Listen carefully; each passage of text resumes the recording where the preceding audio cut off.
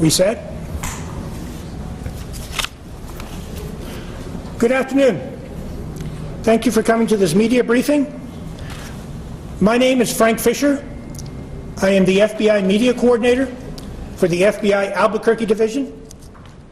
I would like to introduce the officials who are with me this afternoon. To my immediate left is Supervisory Special Agent Bill Hall. He is in charge of our Farmington and Gallup resident agencies. To his left is Douglas Joe, Acting Director, Navajo Nation Investigations Department. And at the end, Supervisory Special Agent Ben Bourgeois, who is in charge of our Violent Crime Program. First, we would like to express our condolences to the family of Ashlyn Mike. The FBI, as well as all the law enforcement partners here, are saddened by her tragic death. There will be a candlelight vigil tonight at 6 at the San Juan Chapter House in Fruitland in her honor. All the law enforcement professionals who are working on this case are more determined than ever to find Ashlyn's abductor, who is now her suspected killer. Dozens of law enforcement and other professionals have been working tirelessly on this case. I would like to mention just a few of the agencies that are involved. FBI's Child Abduction Rapid Deployment Team, the Navajo Nation Division of Public Safety, New Mexico State Police, the San Juan County Sheriff's Office, the Farmington Police Department, the U.S. Marshal Service, the National Center for Missing and Exploited Children. Also, the State of New Mexico Search and Rescue.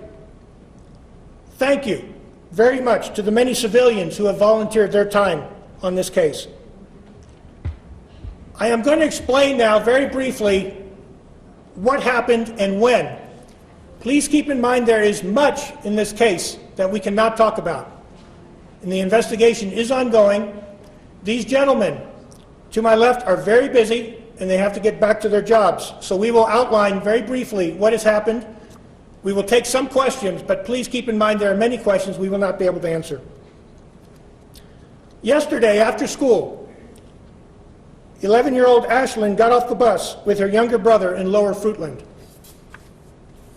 While they were playing near their home, a maroon van approached them, and the driver asked if they needed a ride. Ashlyn and her 9-year-old brother got into the van, and it drove off. Another motorist ended up finding the brother walking along N13 at approximately 7 p.m. The brother said Ashlyn was abducted. He gave a description of the van. This morning, at approximately 11 o'clock, Ashlyn's body was found 6 to 8 miles south of the Shiprock Monument, about 26 miles from where she was abducted. The vehicle we're looking for is a maroon minivan with sliding doors, a luggage rack on the top, and no hubcaps. Anyone with information, no matter how small they might think it is, or how trivial, is asked to call the FBI immediately at 505-889-1300. The sooner we get this person off the street, the better. Ashlyn's family deserves nothing less. We will now take some questions. Yeah, Frank, can you address some people have raised concerns about how long it took to get the Amber Alert out? Why didn't it come out at 2:30 p.m. yesterday or 3:30? Our focus right now is on finding the suspect. All our energies are devoted towards that. I should make clear that no Amber Alert is issued until an investigation is done. So there was a comprehensive, exhaustive investigation that was being done before that Amber Alert was issued. And these folks were very busy. That's all I can say on that right now. Again, please help us. Our main focus now is to find this person. Do you believe that he's still in the state of New Mexico? I would turn it over to some of our experts here if there's any thoughts on that. Or At this point in time, we have no reason to believe he's not in the state of New Mexico. I mean, it sounds like to me that where she was found is between here and the Arizona state border. What do you think, or what do you think would stop him from just continuing driving and running that way? Very possibly could. As Frank has stated, we're very actively involved in an investigation right now, and to give definitive answers as to which direction the suspect took would be misleading. Do you have any information on said suspect besides what he's driving right now? Not that we're going to release right now. we have certain knowledge of the suspect that we are keeping to ourselves as the investigation progresses.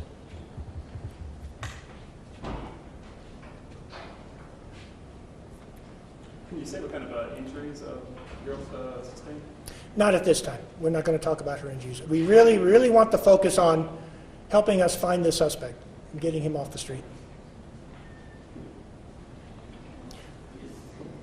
We will be putting out more information as this investigation goes on. Please stay in touch, and please get the word out. 505-889-1300. What are we supposed to tell our viewers to look for if you're not willing to give us any kind of information about this gentleman? I mean, I understand you're looking for someone, you give us a vehicle, but there's a lot of minivans in the state of New Mexico. How are we going to differentiate this one individual versus someone else?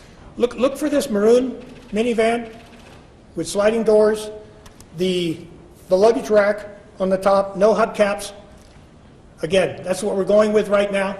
We're putting that out. Get that information out. People should be alert.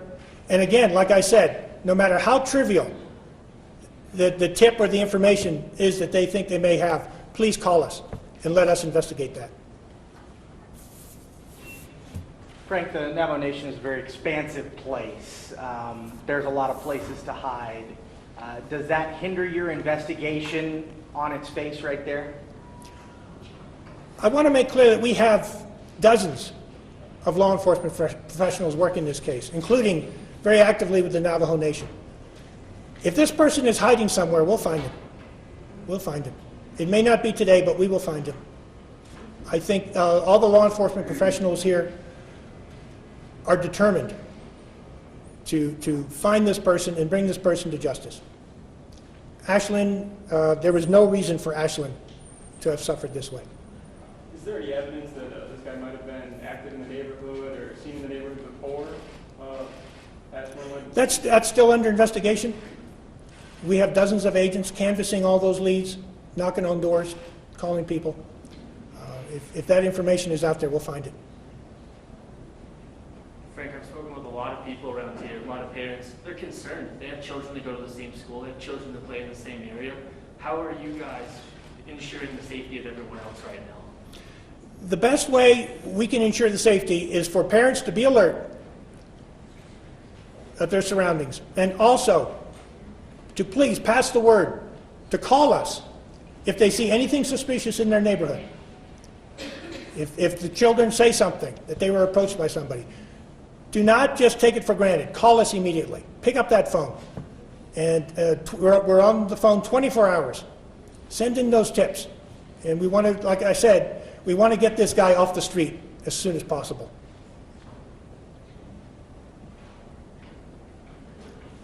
Well, thank you, everybody. Thanks, Frank.